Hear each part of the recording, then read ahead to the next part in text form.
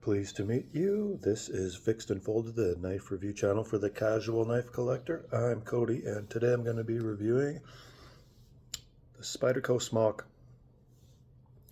The size on this is between medium and full size, so knives that are in this category that people know is Benchmade Griptilian and Spyderco Tenacious. The design on this knife is interesting, whether you like it or you think it's ugly. You got to admit the design is interesting. You've got these carbon fiber inlays on top of G10, which provide decent traction and a little bit of that carbon fiber sheen to it. But the G10 behind it adds a little bit of that secure weight feeling in the hand. It's not as light as carbon fiber, but it has a good balance of lightness and solid feel to it. I'm perfectly happy with what Kevin Smock, the designer, did with this, having carbon fiber inlaid on top of G10. This is the current 2024 model that has this more fancy pivot screw. There's two previous iterations of this knife that don't have this. This has a aggressive hollow grind leading to an aggressive secondary bevel here, this relief edge, and this thing is extremely slicey. A lot of Spydercos are extremely slicey. This one is no exception. If you take a look at the Spyderco, what's that one called? Centofonte. Spyderco Centofonte also has a halfway down hollow grind on it. Also another extremely slicey Spyderco. Blade thickness is between, I'd say, almost thick. It's definitely definitely sturdy looking, and the only taper is right where the hollow grind starts near the end. And tape does a full flat at the very end there, going down to a needle point. You've got some pretty cool jimping right past the handle here that it looks, kind of a small area, but it provides a surprising amount of traction to it, which you can use for doing draw cuts or saber grip. There's no other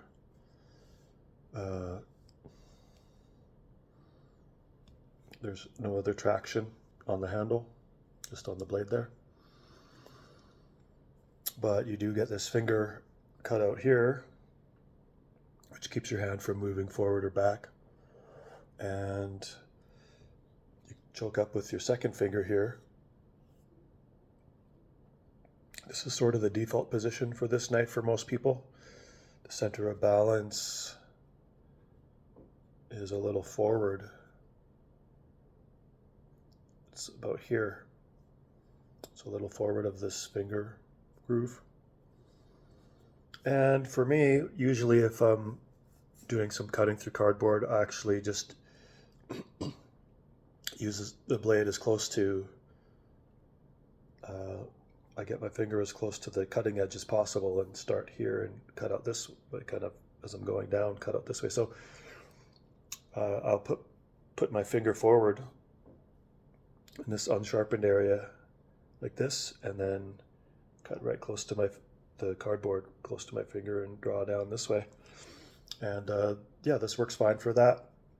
It's not a symmetrical, circular, semicircular cutout, but the designer did that just to clear the bar, the lock bar here. And his thoughts were to maximize blade length, of cutting edge length, which is a good idea. It's about 3 inches here. Uh,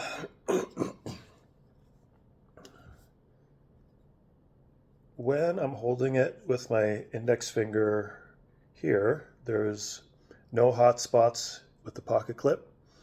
This is reversible pocket clip, but you don't have the options to go four-way reversible. When I do put my index finger in the groove here, yeah, there's this bill is a little bit of a hot spot if I'm going to be working extended periods and using with not gloves. This where it's positioned, it does provide some pressure against the finger here. It's not a major issue, and this knife is not really designed for heavy duty use. You can definitely do medium duty use with it. It's designed to be a cool everyday carry knife, like with some style. Yeah, a cool everyday carry knife with style and a really fine cutting edge. That's kind of what this knife's all about. I'll tell you right away, I'll give it a 9 out of 10.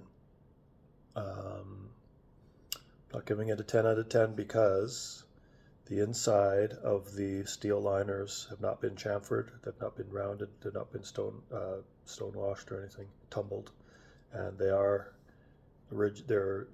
sharp to the if you drag your finger across it, not sharp that it's going to cut you, but definitely like it can take some of your nail shavings off. Like it's 90-degree angle sharp, right? But during actual use, cutting, piercing, perfectly functional.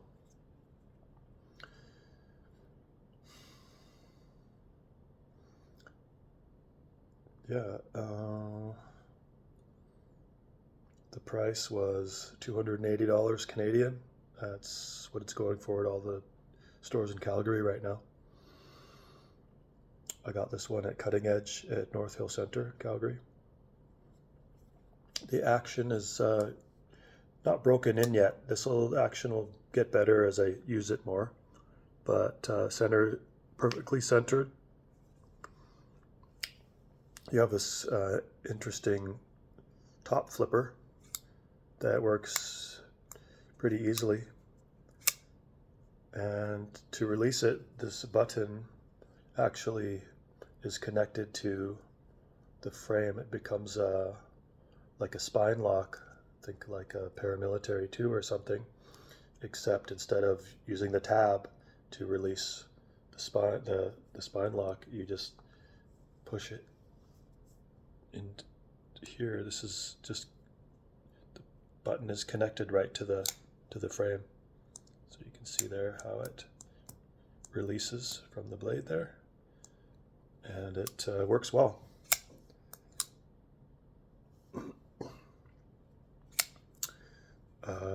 The two methods of I guess there's technically 3 methods of deployment, but it's designed, I'd say, for 2 methods. You can finger flick it. You can slow roll it with your thumb using the spider hole. And of course you can use the top flipper. Also, if you push down on this button really hard, let's see if I can do it. There, you can kind of swing it open if you practice, because there's 2 detents on this apparently, and you can overcome the first detent by pushing this in all the way. The action feels really good. It's really fun, and once this breaks in, this will close easier when I push in the button. Yeah, this is a fidgety knife. The action on the top flipper makes it fidgety. This one's made in Taiwan, and it's a cool looking knife. So if style is important to you and the look of this resonates with you, anything from a medium to a double extra large hand, you definitely give this knife a try. And if you want something that might be a little bit different deployment methods and closure methods than knives you currently have, then you might really like this. So that concludes my review of the Spyderco Smock. Give it a 9 out of 10. I'll just quickly do size comparison. As I said before, this is between medium and full size. It's a medium sized knife. Can fit my extra large hands all the way on the handle. And there is, if you choke your finger up here, there's more handle space on here. And see there, it's a little bit bigger. And to go up a size category to full size, this will be the next knife review I do. This is the Kaiser Invictus. And you're going up a size, you got a bit more hand real estate using the finger groove here, and overall length is about 1/4 of an inch longer. All right, hope you all have a great night. I'll talk to you again soon.